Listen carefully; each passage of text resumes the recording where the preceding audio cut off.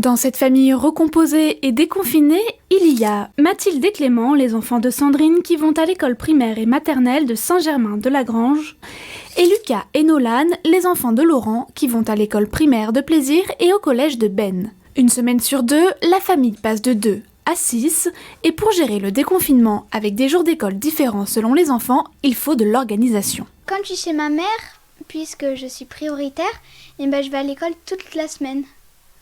De 4 jours. Et quand je suis chez mon père, en fait, comme il n'est pas prioritaire, je vais une seule fois par semaine.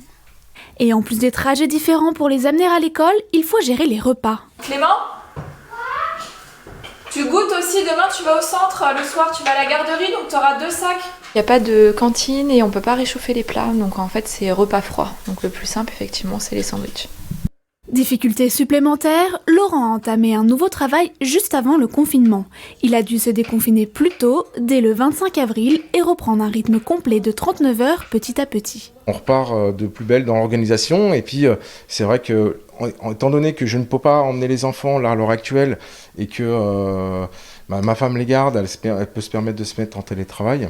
Les jours où les enfants n'ont pas école, Sandrine est donc en télétravail. Depuis le confinement, elle a pris ses habitudes, les enfants font leurs devoirs le matin et jouent l'après-midi. J'essaye de faire au maximum, donc en général je suis pas de bruit ou quand je leur dis quand mon téléphone sonne, de pas faire trop de bruit à côté. Alors forcément, l'annonce de la reprise de l'école le 22 juin était un soulagement, même si tout le monde s'est bien adapté à ce rythme un peu chamboulé. Et en plus, on peut jouer à chat, mais plus d'1 mètre en fait, c'est ça. C'est assez solidaire sur certaines fois et puis bien sûr chamaillerie au passage, ça restait la fratrie pour le coup, donc voilà, je pense qu'il n'y a pas de raison. Non, ça s'est bien passé. Non, franchement ça s'est bien passé, c'était un bon test pour nous. Tous les 6 partiront en vacances au camping en France pour se reposer de tout ça et profiter d'être ensemble en espérant une rentrée en septembre plus sereine. Avant de s'attaquer à un nouveau projet nécessitant organisation, le mariage de Sandrine et Laurent, prévu initialement en mai dernier, est repoussé à l'année prochaine.